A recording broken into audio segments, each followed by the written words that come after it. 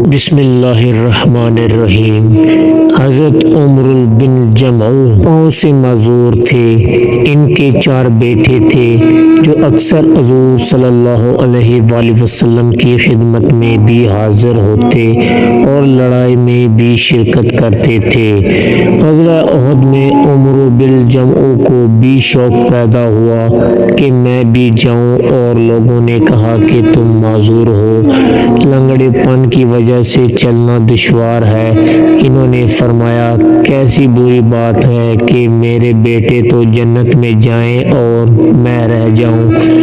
بیوی نے بھی ابھارنے کے لیے طعنہ کے طور پر کہا کہ میں تو دیکھ رہی ہوں کہ وہ لڑائی سے بھاگ کر لوٹ آیا۔ عمروں نے یہ سن کر ہتھیار لیے اور قبلے کی طرف منہ کر کے دعا کی، اے اللہ مجھے اپنے اہل کی طرف نہ لوٹائیو۔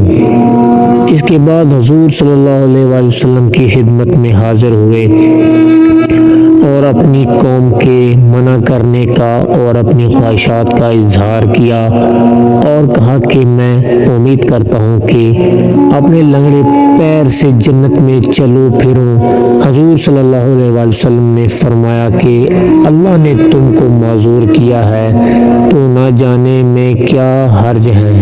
انہوں نے پھر خواہش کی تو آپ صلی اللہ علیہ وآلہ وسلم نے اجازت دے دی۔ ابو طلحہ کہتے ہیں کہ عمروں کو لڑائی میں دیکھ کر اکڑتے ہوئے جاتے تھے اور کہتے تھے کہ خدا کی قسم میں جنت کا مشتاق ہوں۔ ان کا ایک بیٹا بھی ان کے پیچھے دوڑا ہوا جاتا تھا۔ دونوں لڑائی لڑتے رہے حتیٰ کہ دونوں شہید ہوئے۔ ان کی بیوی اپنے خاوند اور بیٹے کے نعش کو اونٹ پر لاد کر دفن کے لیے مدینہ لانے لگے تو وہ اونٹ بیٹھ گیا۔ بڑی دقت سے ان کو مار کر اٹھایا اور مدینے لانے کی کوشش کی، مگر وہ احد ہی کی طرف کا منہ کرتا تھا۔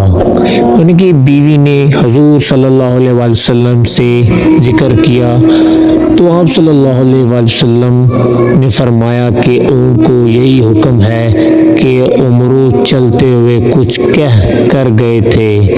انہوں نے عرض کیا کہ قبلے کی طرف منہ کر کے یہ دعا کی تھی کہ آپ صلی اللہ علیہ وآلہ وسلم نے فرمایا اسی وجہ سے یہ اونٹ اس طرف نہیں جاتا، اسی کا نام ہے جنت کا شوق، اور یہی ہے وہ سچا عشق اللہ کا اور اس کے رسول صلی اللہ علیہ وآلہ وسلم کا، جس کی وجہ سے صحابہ کہاں سے کہاں پہنچ گئے کہ ان کے جذبے مرنے کے بعد بھی ویسے ہی رہتے۔ بہتری کوشش کی کہ اونٹ چلے، مگر یا تو وہ بیٹھ جاتا یا احد کی طرف چلتا تھا۔ ویڈیو اچھی لگنے کی صورت میں ہمیں لائک ضرور دیں۔ چینل پر نئے ہو تو چینل کو سبسکرائب کر کے بیل آئیکن کی نوٹیفیکیشن کو ضرور پریس کر دیں۔ شکریہ۔